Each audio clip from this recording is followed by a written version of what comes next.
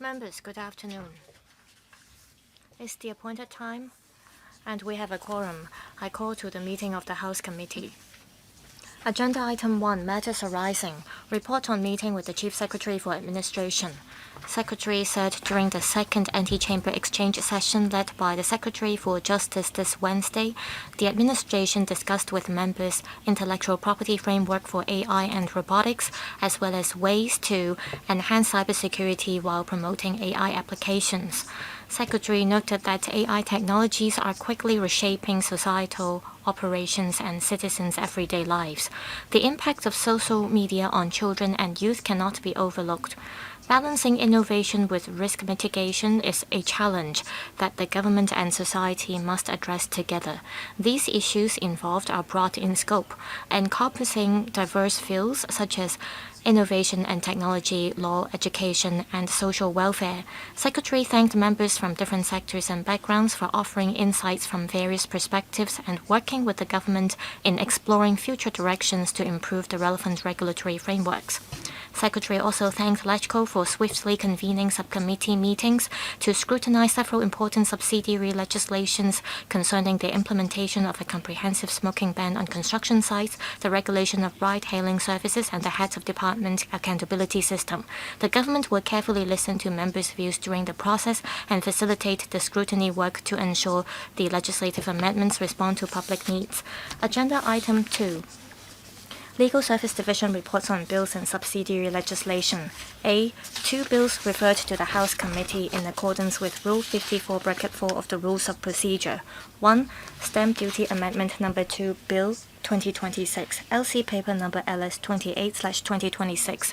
Legal Advisor, please brief us on this. Thank you.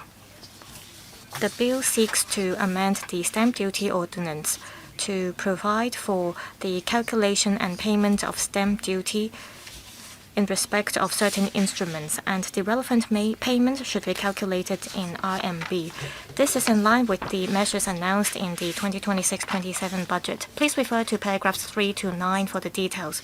If the bill is passed, this would come into operation on the day to be appointed by the SFST. In April this year, the administration consulted the panel on financial affairs. Members in general supported the legislative proposal but raised various issues. We have inquired the administration with certain issues, and we're waiting for the reply. This is about introducing a new arrangement for the calculation and payment of stamp duty arising from transactions conducted at the RMB counter in RMB. Members may consider whether it is necessary to form a bills committee. Members, do we need to form a bills committee? No? Please note that the LSD is currently studying the legal and drafting aspects of the bill. If members do not have particular views, after the LSD confirms that there are no legal or drafting issues concerning the bill, we can resume the second reading debate on this bill. 2. Dutiable Commodities Amendment Bill 2026, LC Paper No. LS 29/2026. Legal Advisor, please brief us on this. Thank you. The bill seeks to introduce an arrangement as well as an amendment targeting exempt methyl alcohol.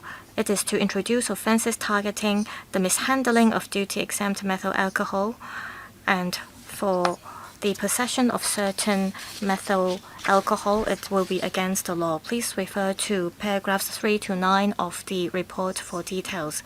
If the bill is passed, it will come into operation on the day on which it is published in the Gazette.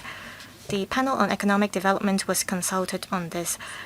Members in general supported the legislative proposals but discussed various issues. We've inquired with the administration on this, and the administration have provided a reply. Please refer to paragraph 10 as well as the annex for the details. Members may consider whether it is necessary to form a bills committee to study this. That's all from my report. Thank you. Members, should we form a bills committee to follow up on this? If you think we do, please raise your hands. No? If members do not have particular views on paragraph 10 of the report, well, please note that the LSD did not identify any legal or drafting issues concerning this bill. If members have no objections, we can resume the second reading debate of this bill. B2 items of subsidiary legislation. Subsidiary legislation gazetted on the 5th of June 2026, LC paper number LS30/2026. The report covers 2 subsidiary legislations.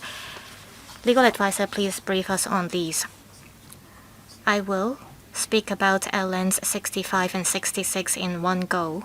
These 2 LNs are to amend the Residential Care Homes Elderly Persons Regulation and the Residential Care Homes Persons with Disabilities Regulation to establish a new professional rank of health and care practitioners. This is to provide health and care services and nursing care services to residents of RCH and residents.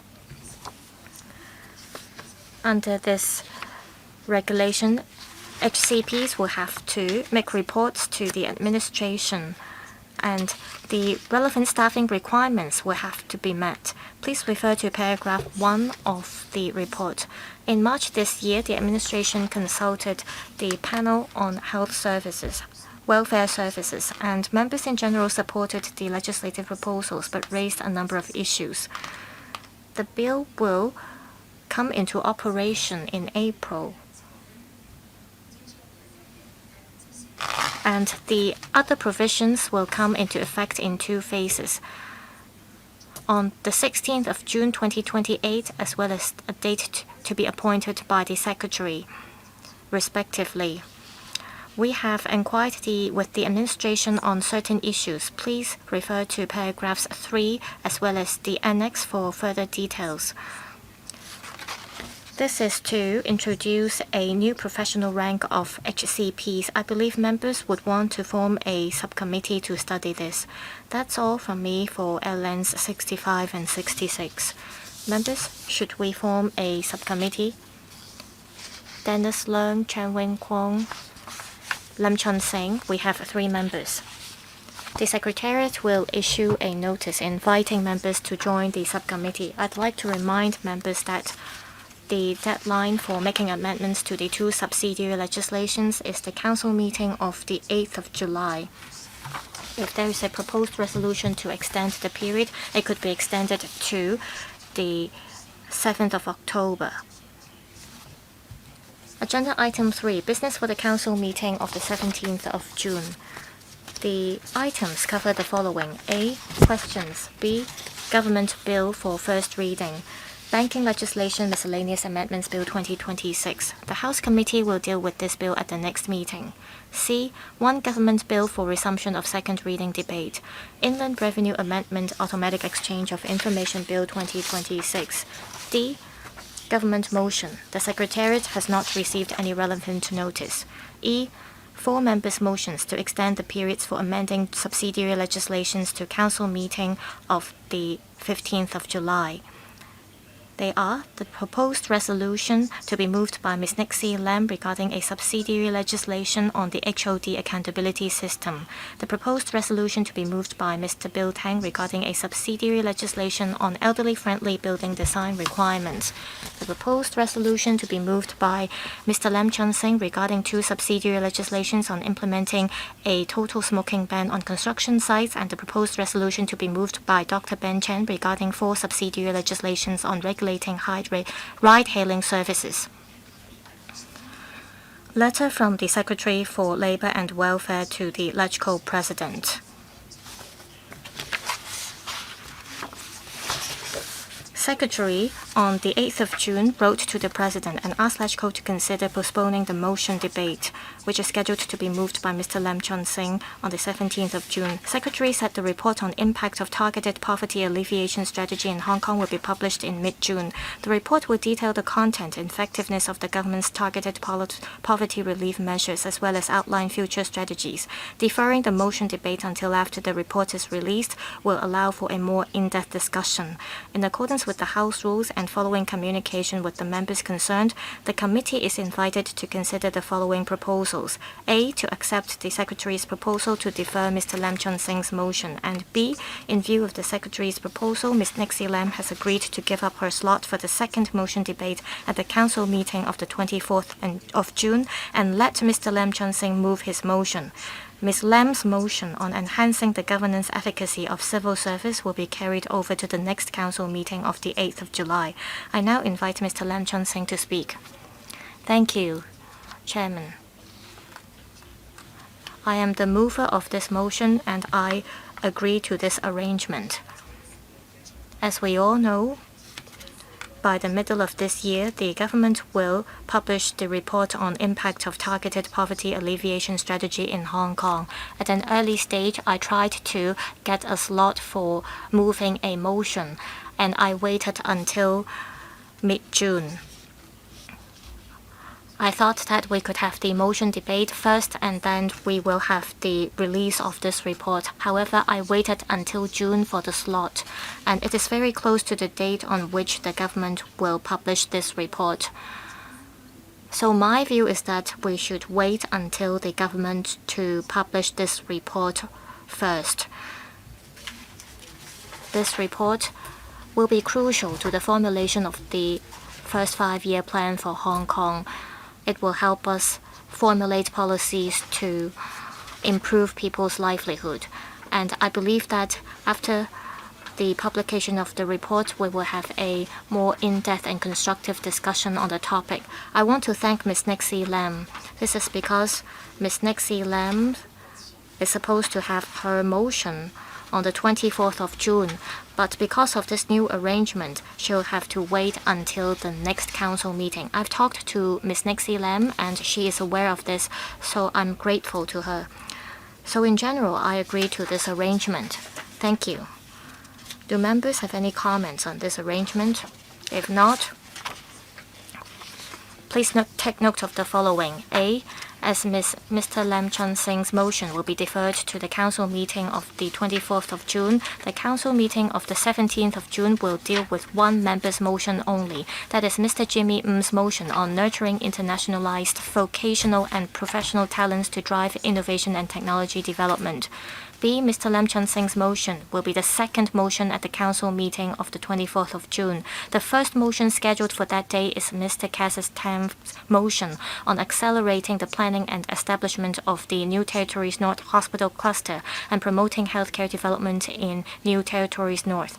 And C. Ms. Nixie Lam's motion will be the first motion at the council meeting of the 8th of July. As for the remaining motion debate slot of that meeting, the application deadline is 5 p.m. on the 18th of June. Agenda item 4 of today's meeting, business for the council meeting of the 24th of June. A. Questions. The list of slots given to members have already been uploaded to the electoral website. B. Government bills, first reading and second reading debate to be adjourned. 1. Evidence Amendment Bill 2026. 2. Inland Revenue Amendment Preferential Tax Regimes for Funds, Family-Owned Investment Holding Vehicles and Carried Interest Bill 2026. 3. Inland Revenue Amendment Tax Concessions for Shipping-Related Activities and Physical Commodity Trading Bill 2026. The House Committee will deal with these 3 bills at the next meeting. C. Government motion. Proposed resolution under the Public Finance Ordinance, LC paper number LS31/2026. Legal advisor, please brief us on this. Thank you. The purpose of this proposed resolution is to seek LegCo's approval to amend the proposed resolution passed by LegCo in 2009.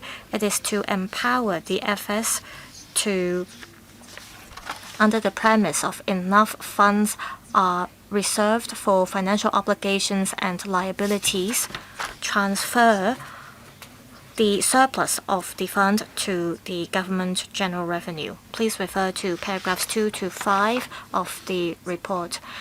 If this is passed, the proposed resolution will come into operation on the day on which it is published in the Gazette. We've inquired with the administration on certain issues, and we've already got the reply. Please refer to paragraph 6 for the details. We did not identify any legal or drafting issues concerning this proposed resolution. That's all from my report. Thank you. Members, should we form a subcommittee to follow up on this? If you think we do, please raise your hands. No? 6月20 Now, for the electrical meeting on the 24th of June, the government will move this proposed resolution. D. Members' motions. Under item 3E, members have already agreed that for the electrical meeting on the 24th of June, the meeting will proceed to deal with the motions to be moved by Mr. Tam Chen Kwok and Mr. Lam Chun Sing. For Mr. Tam's motion, for any amendment to be made, the deadline for giving notice is the 16th of June, that's Tuesday. Item 5, positions of both committees and subcommittees. Members can refer to paper CB bracket 2802/2026. As at Thursday, the 11th of June, there were 11 subcommittees set up under the House Committee, 1 Bills Committee, and also 4 subcommittees to study policy issues set up under panels. Those subcommittees were in action. Item 6, any other business. Report of the Subcommittee on Safeguarding National Security Procedural Matters Regulation. Yesterday in the morning, the House Committee decided to form the subcommittee to study the subsidiary legislation. Ms. Carmen Khan, chairperson of the subcommittee, wrote to me yesterday afternoon. She indicated the urgency of the legislative work. The subcommittee held the meeting and completed the deliberations, and they wished to report the matter to the House Committee at the earliest opportunity. I also agree that we should complete the legislation for the subsidiary legislation as soon as we could. That's why I approved the addition of this item to the agenda today. And now invite Ms. Carmen Khan, the chairperson of the subcommittee, to give us a report. Mr. Deputy. The Safeguarding National Security Procedural Matters Regulation is a piece of subsidiary legislation made by the Chief Executive in Council through the negative vetting procedure under Section 110 of the Safeguarding National Security Ordinance for the needs of safeguarding national security and the better carrying into effect of the Hong Kong National Security Law and the SNSO.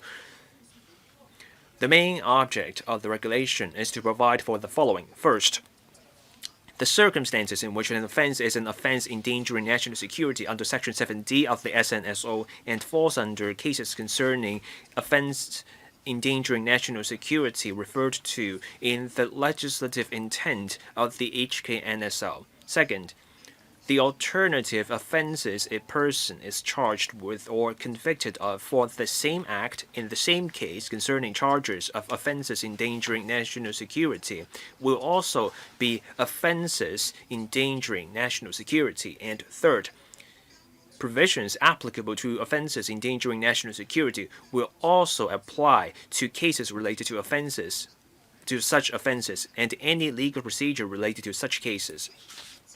Members unanimously agreed on the HKSAR's constitutional responsibility for continuously improving the legal system and implementation mechanism for safeguarding national security. The prevailing geopolitical complexities and volatilities and the continued presence of national security risks warranted completion of legislation as soon as possible because every day counted.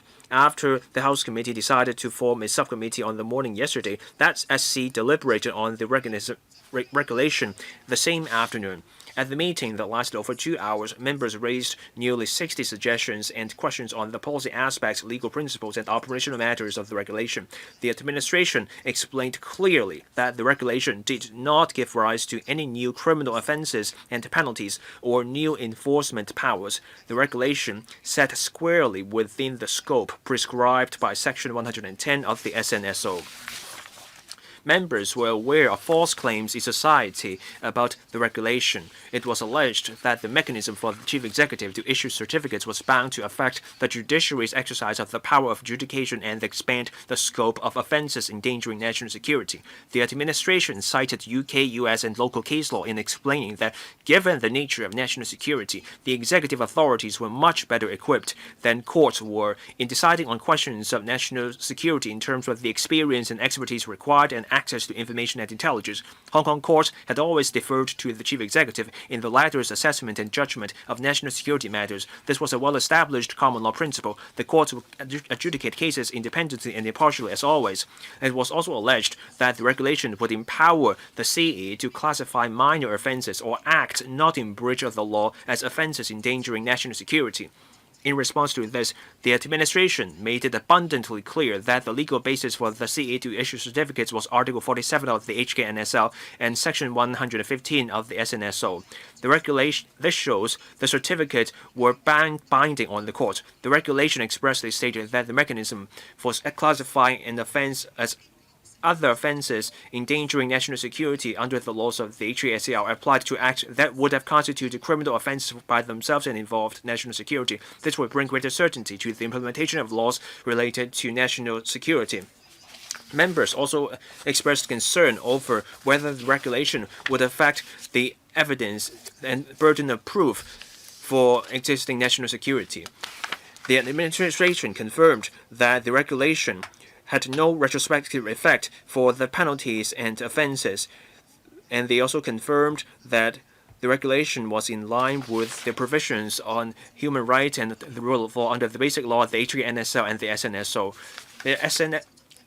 We have completed the scrutiny of the regulation. Neither the SC nor the administration will propose amendments. We will submit a written report later on. I also want to thank the members for completing the deliberations with professionalism, rigor, and efficiency to a high standard. That concludes my report. Thank you, Mr. Deputy. Members, please note the report. A reminder to members that the deadline, or rather, the amendment period for this regulation will expire at the council meeting on the 8th of July. The deadline for giving notice of any amendment will be Tuesday, June 30th. I adjourn the meeting here. Our next meeting for the House Committee will be held on the 26th of June. Thank you.